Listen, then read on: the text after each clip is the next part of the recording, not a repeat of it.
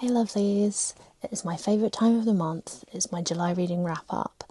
Now, this month was pretty good. I read 7 books and I absolutely love watching these videos, so I thought I would make my own. Stay till the end if you want to hear my very ambitious August TBR, because I've just got so much that I am dying to read.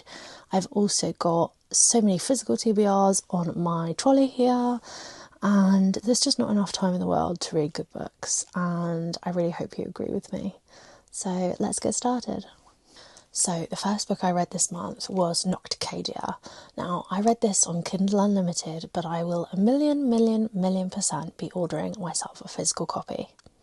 I was absolutely in love with this book. I rate it 6 out of 5 stars all day long. I actually read this book twice in July. Now, I'm so upset that it's only a standalone. However, I feel like the plot and the characters are really well developed despite that.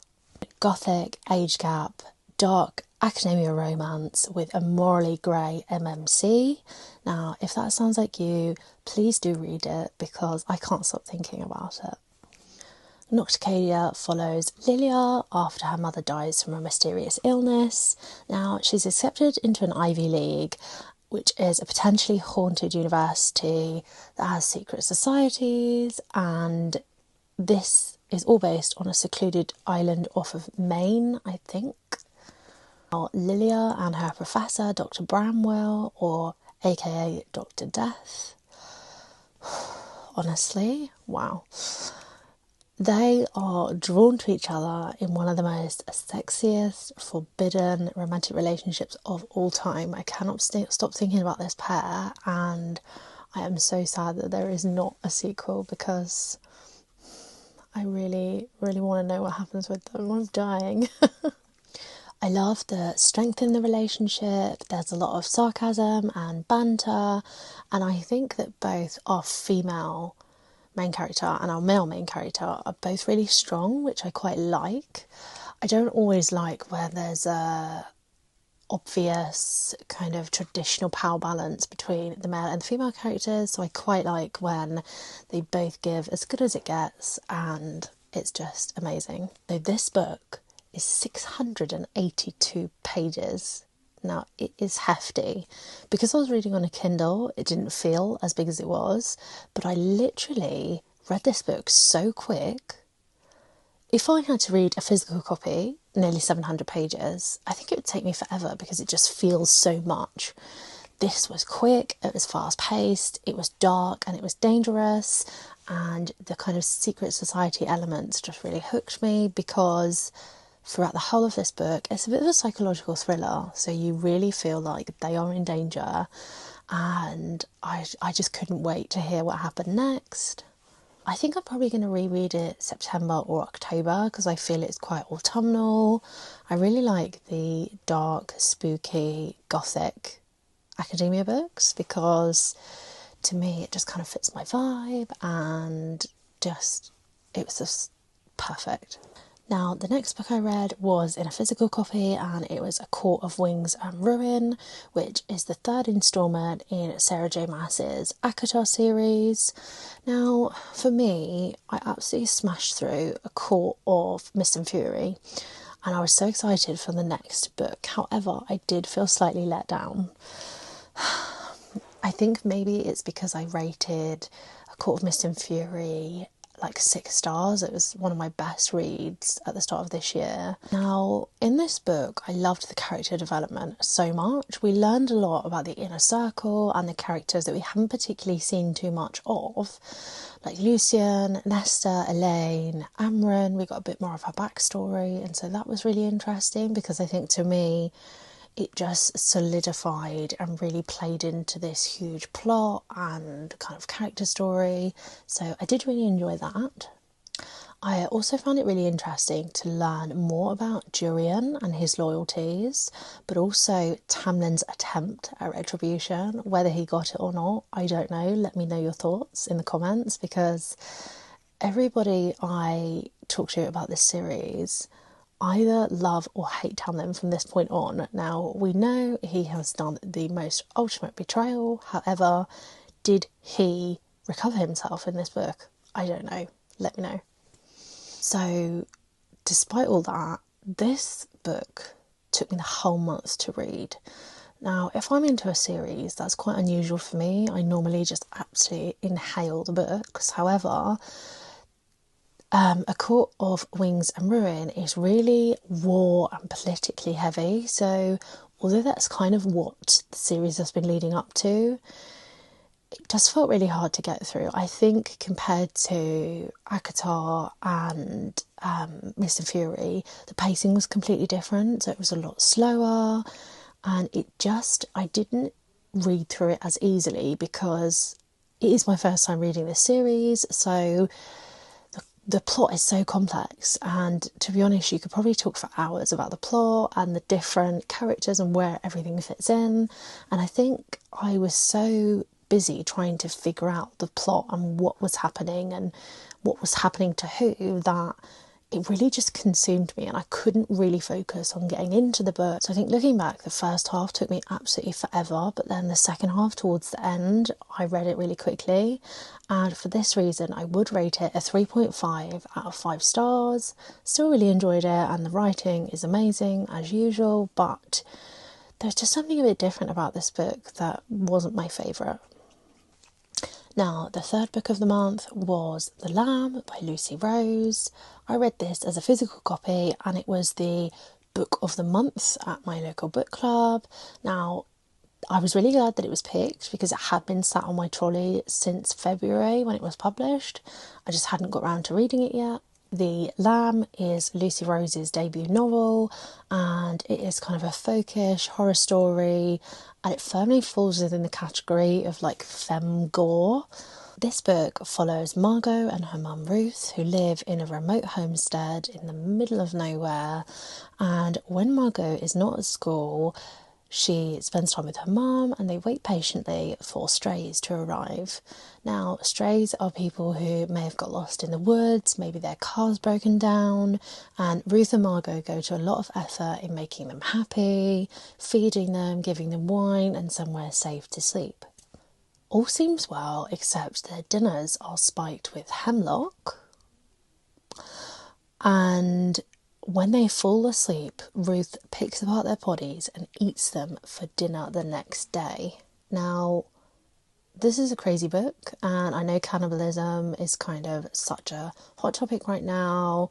It's really on the rise within modern literature, and this was definitely an interesting read. But one day, in the middle of a snowstorm, a stray called Eden shows up and completely changes the family dynamics. So she actually comes in and stays with Ruth and Margot. She even adapts to their cannibalistic lifestyle and is even impressed by it. So I did rate this book 3.5 out of 5 stars for a couple of reasons. I loved the folktale elements, they were really interesting, and the nature writing was absolutely beautiful. However, I did have a few problems with this book that we all discussed in length at book club, and it did seem that quite a few people had the same opinion. So first, I have not seen many people talk about the themes of child abuse, endangerment and neglect. For me, cannibalism in this book was almost a secondary theme. The story ends with Ruth killing her daughter Margot and eating her for dinner. Now, the person who finds Ruth, Eden and Margot's body is actually a bus driver from Margot's school. They got on really well. He was kind of one of the only friendly and good people to her in her life. Now, it is said that the whole time during the book, the bus driver did know that something was wrong. However, he didn't feel it was his place to ask Margot questions or maybe visit the household. Now, I think this is such a strong theme that we see in contemporary society about child safeguarding, neglect and endangerment.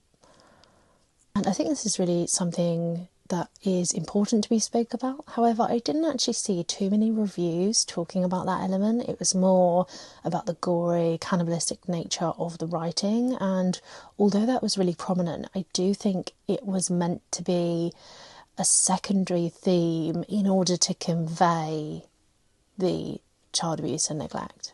The second thing is that In this book, Margot is quite a young child, although we don't know specifically. I think she's somewhere between the ages of 8 and 13. Now, using her as a narrator was really clever because we kind of have this option to develop huge sympathy and emotion for her. However, this didn't quite come true.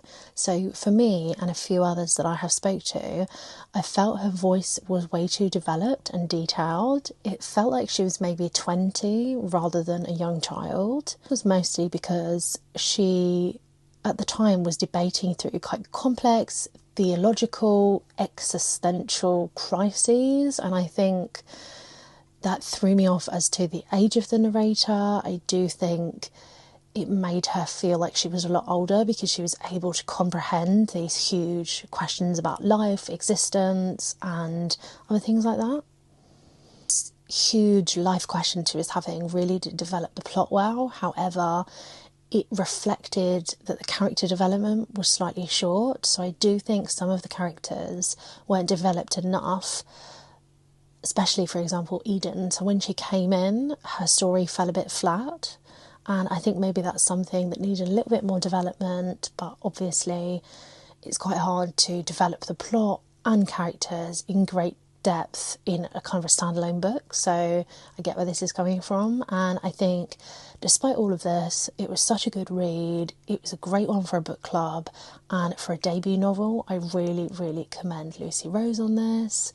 It's such an interesting take on the rising kind of popularity of cannibalism in books and horror and violence, so this is one you definitely want to read. The next book I read was The Exorcism of Fairies on Kindle Unlimited. I was really missing the dark academia vibes from Nocticadia,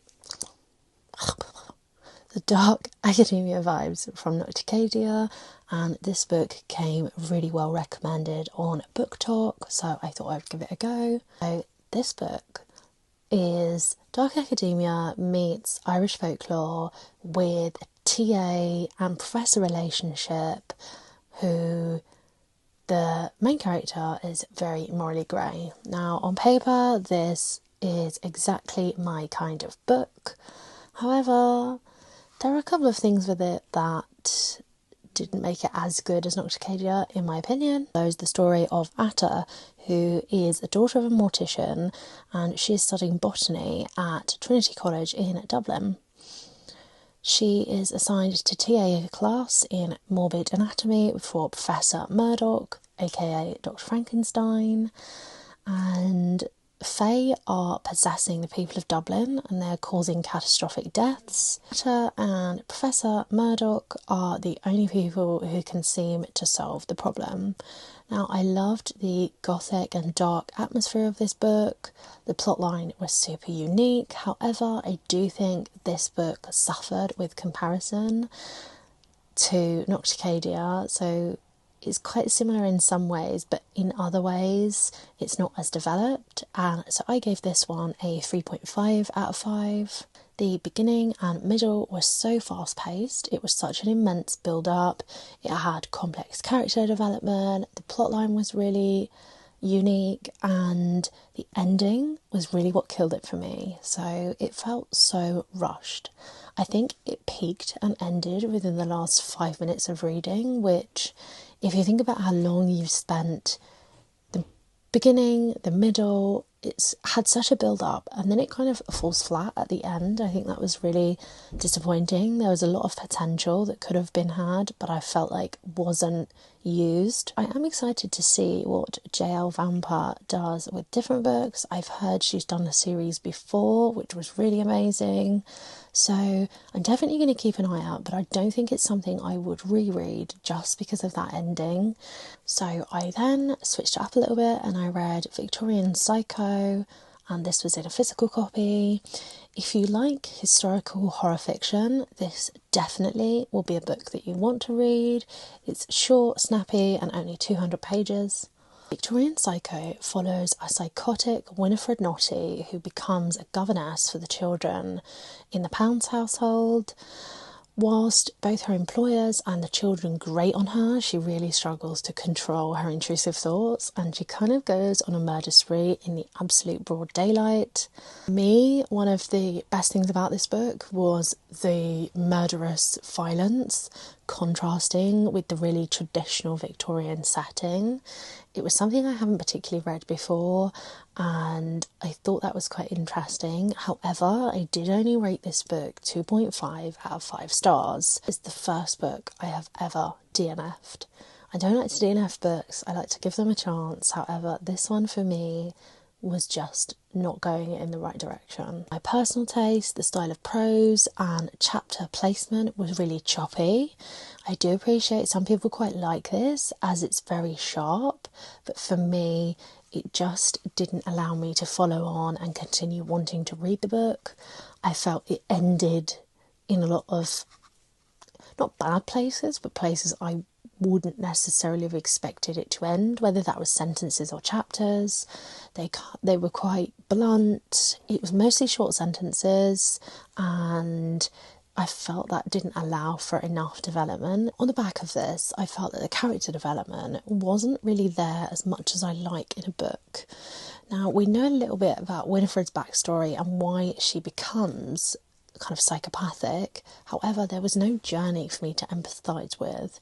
It wasn't kind of conflicting psychopathy. It wasn't kind of a morally grey struggle. It was very black and white, and although I think that's quite popular and this book is really rated highly, for me it's just not something I enjoy. I quite like to go on a journey with the characters and see their struggles, and yeah, I mean, for me this just wasn't it. I then had a little bit of a break from romantasy and dark academia, and I read I Who Have Never Known Men. I read this on Kindle. Now, this is such a strange book. It follows 40 women who live deep underground, imprisoned in a cage.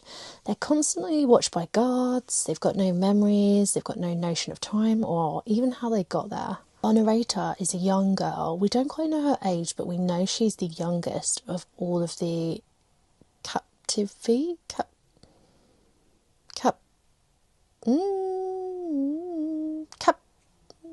you know, like when you're captive, you're captive V's? No, I don't think so.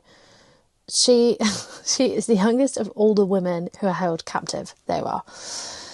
So she is an outcast from the other women, and she often sits alone in the corner. Now, she has huge ideas and she's often trying to think philosophically about the meaning of life and their existence there as prisoners. It's post-apocalyptic meets feminist speculative literature. This really reminds me of something akin to Margaret Atwood, which I just absolutely love. So this is definitely something you should read. Despite its 1997 publishing date, it feels scarily relevant even today. I think these feminist ideas have never gone away. They've developed over time, but it's definitely something that now in 2025 feels extremely relevant. So you should definitely read this one. I rated it 4 out of 5 stars. I don't want to ruin it too much because I really recommend you give it a read, and it's not too long either. So lastly, I read A Room of One's Own on Kindle. If you know me, you know I'm a huge National Trust fan, and in a couple of weeks I am going to be going to Monk's house, which was Virginia and her husband Leonard Woolf's last home. It was a bit of a nature retreat. Huge fan of Virginia Woolf. I find her perspective and writing style so unique within feminist literature, and A Room of One's Own is an extended spoken word essay that was originally delivered at Cambridge University in 1928. For this one, it's really difficult for me to provide a brief synopsis of this book, as I feel like the arguments and the ideas are so complex and unique, and it's really up to your perspective and how you understand it as you read. But what I will say is, from my perspective and my perception of this text, is that it serves as an argument for women writers to become literally and figuratively involved in literary spaces that are often dominated by men and the patriarchy. I would really recommend this book to any creative or avid reader. I think it's important to read no matter your gender, and it's really interesting to think about how the physical media we read was created and who it was created by. Take your time with this book. It really is worth it, and I gave it 4 out of 5 stars. On to my current reads. I am currently reading Fourth Wing and Cat's Eye. Now, I know I am super late to the Fourth Wing party, however, I'm really enjoying the Dragons element and the Hunger Games like feel. I quite like when there's a battle, it's like do or die, and I really love that kind of adventure and tension within a book. I'm very early into the book, however, Rebecca Yarros's writing is quite different from anything I've ever read. I feel like the sentences are so long and they are run-on sentences, and at times they feel backwards in their order. I have seen other people comment on this in their reviews, and I think it's maybe just something I'm not used to. Typically, although fantasy and romantasy have long sentences, they are almost shaped and ordered in a different way, and maybe it's just something that is unique to her writing. This is the first Rebecca Yarros book I have ever read. I have also got variation of hers on my TBR bookshelf, which I actually got in a blind date with a book. So I'm quite interested getting to know how she writes, and I'm looking forward to reading more of the trilogy this month. So in terms of my most anticipated reads for next month, I have got quite a lot on the list, and honestly there is so much more from my physical TBR.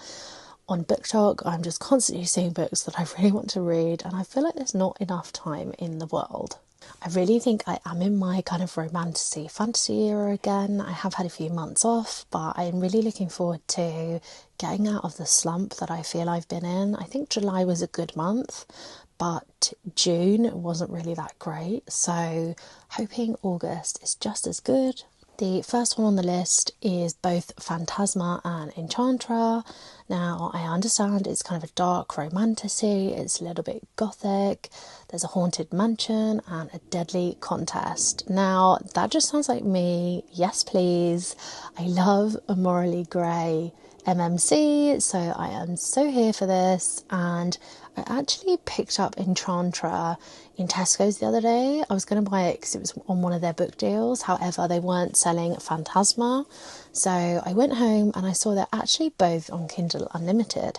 So I think I'm going to give them a go on there. And then if I really love them, I will buy a physical copy. I'm also really looking forward to reading Iron Flame and Onyx Storm. Now, like I said, I want to continue on the Fourth Wing train while I am on it. However, both Iron Flame and Fourth Wing I have bought in paperback. Now, I think Onyx Storm only comes in hardback, and if that's the case, it's going to be super annoying because I just hate when it doesn't match up. I don't know why authors wait so long to publish the paperback version. If anybody knows why, please tell me. I did look on Amazon for a paperback, and I saw they were selling one for like £25. I don't know if that's legitimate, but I really just hope that the paperback will come out soon. If it's not already out, I might be mistaken. I also have on my list A Court of Frost and Starlight. Now, I want to continue with the Akatar series, however, I am a bit nervous about this one.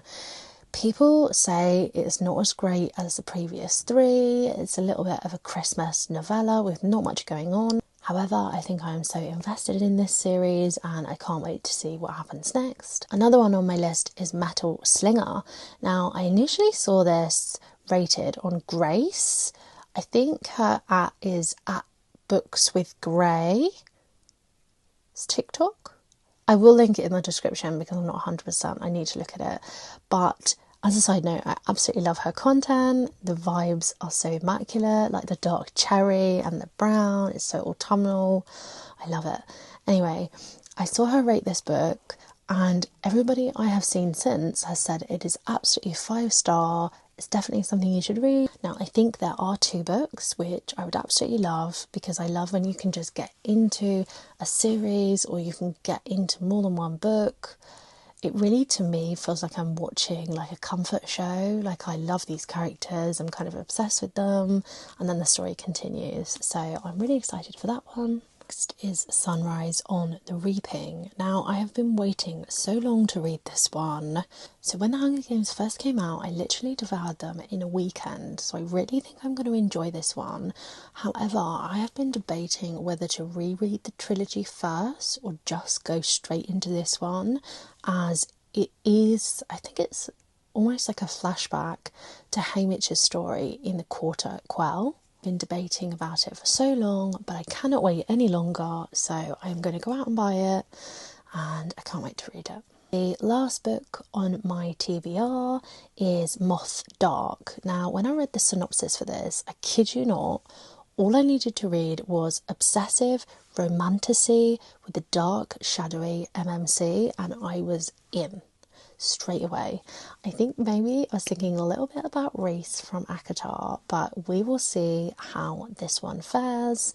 Now, I love a bit of a shadowy, gothic-y main character, so it's I've seen quite a few reviews for this, and apparently it is quite spicy, so we will see. But it just, you know, when a book just sounds like you on paper, that's just what this one is. So I don't need any more information than that. I'm happy to go for it.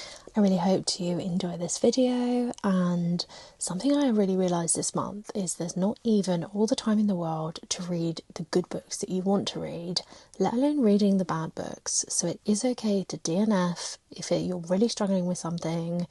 I have always hated doing that, and I've never really done it before, but I think from now on, I really want to read what makes me happy, and I want to fill my shelves with books that I am actually looking forward to and interested in reading, rather than following a trend or something that's popular. Just because it's popular does not mean you will like it. So I'm trying to be a lot more intentional this month. I've done a bit of a decluttering, so I think I have about 10 books that I am going to take to the charity shop. I will see you in the next one where we do the August reading wrap up. I am so excited about next month, so please come and join me again, and I can't wait. See you later.